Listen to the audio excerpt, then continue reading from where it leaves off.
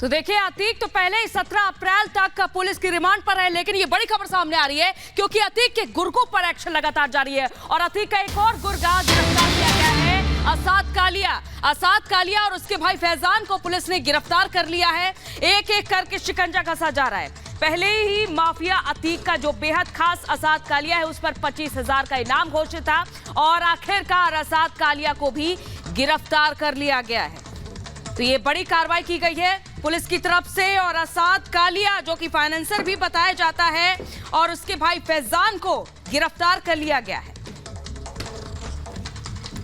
तो इससे पहले आपने आपको वीडियो दिखाया था कि किस तरह से धमकाने का काम करता रहा था असाद कालिया, उगाही के लिए पैसे मांगता था और अब आखिरकार ये पुलिस को बड़ी कामयाबी हासिल मिली है। और रुक करते हैं हमारे सहयोगी लोमस का। लोमस, ये बड़ी कार्रवाई हुई है और असाद कालिया और उसके भाई की गिरफ्तारी हो चुकी है, क्या कुछ बड़ी जानकारी? हाँ बिल्कुल, मैं आपको बता दूं कि ये सबसे बड़ी कार्रवाई हुई है। लगातार ही असाद कालिया फरार चल रहा था और ये बताया जा रहा था कि असाद कालिया कहीं ना कहीं प्रयागराज के आसपास ही छुपा हो सकता है। आपको बता दें कि ये बड़ी कार्रवाई करते हुए पुलिस के द्वारा असाद कालिया और उसके भाई को पकड़ लिया गया है। ये भी बताया जा रहा है कि उमरी गाँव में दोनों की गिरफ्तारी हुई है और असाद कालिया काफी दिनों से यहाँ पे छुपा हुआ था और लगातार ही पुलिस से बच रहा था, एसटीएफ से बच रहा था। लेकिन जिस तरीके से कार्रवाई की गई है और उसके बाद असाद कालिया को पकड़ने में यूपी पुलिस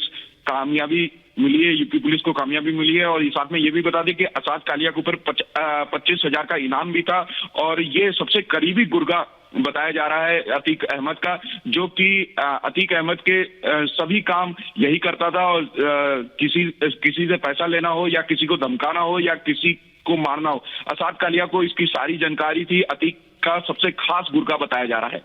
बिल्कुल, अतीक का सबसे खास गुर्गा बताया जा रहा है, इसे भी गिरफ्तार कर लिया गया है। बहुत बहुत शुक्रिया लोमस तमाम जानकारी के लिए। तो ये देखा जा रहा है कि बड़ी कार्रवाई एक के बाद एक की जा रही है और अब देखिए माफिया के जितने भी गुर्गे थे उन्हें एक एक करके गिरफ्तार किया जा रहा है और एक्शन लिया जा रहा है।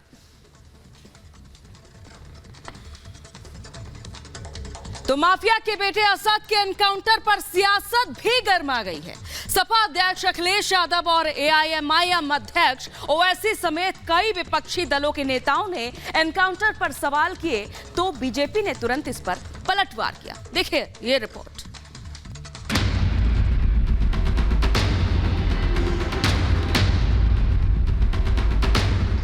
माफिया अतीक की जड़ों पर योगी सरकार ने सबसे बड़ी चोट की है। अरबाज और उस्मान के बाद उमेश पाल के 2 और हत्यारों को यूपी एसटीएफ ने मिट्टी में मिला दिया। दिन दहाड़े उमेश पाल की हत्या करने वाले असद और गुलाम एनकाउंटर में मारे गए, लेकिन यूपी एसटीएफ का यह एक्शन विपक्षी दलों को रास नहीं आया। सपा मुखिया अखिलेश यादव ने एनकाउंटर पर सवाल खड़े कर दिए। आरोप लगाया कि निकाय चुनाव नजदीक है और इसलिए एनकाउंटर हो रहा है। भारतीय जनता पार्टी चुनाव को देखते हुए इनकाउंटर कर रही है। क्या आज का भारत ये है कि कमजोर की जान ले लेंगे? क्या भारत आज का ये है कि जो संविधान में हमें अधिकार मिले वो नहीं मिलेंगे? आप इनको, मैं श्री अखिलेश यादव जी को पूर्व मुख्यमंत्री कहूं कि 4-4, 5-5 बार का सांसद कहूं कि नेता प्रतिपक्ष कहूं, इतना बचकाना बयान कोई इतना वरिष्ठ नेता देगा जैसा उन्होंने दिया है। मतलब ये चुनावी लाभ के लिए एक परिवार बिलख रहा है।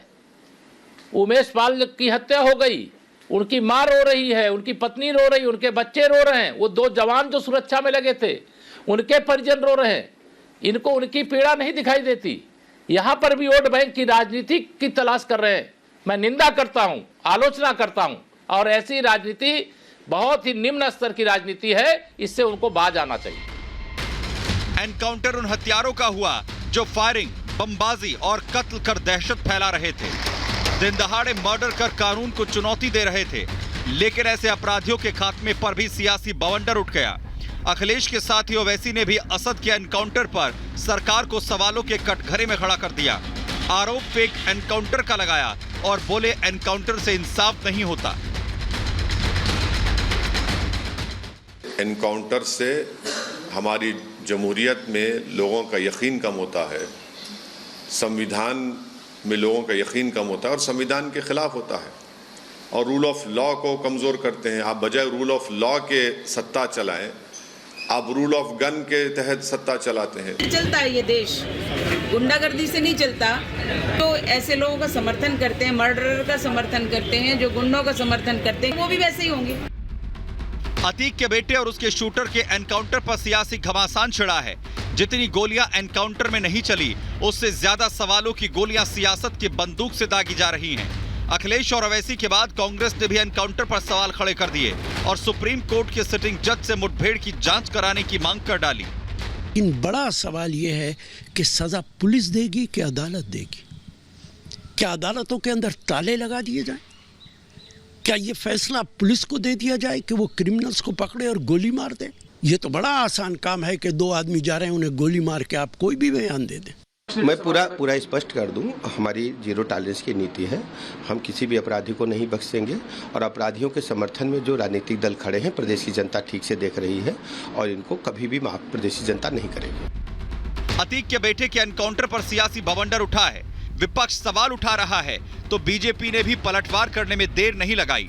हालांकि इन सब के बीच सवाल है, अपराधी का खात्मा हुआ तो सियासी सवाल क्यों? कातिल के एनकाउंटर पर मजहब की सियासत क्यों?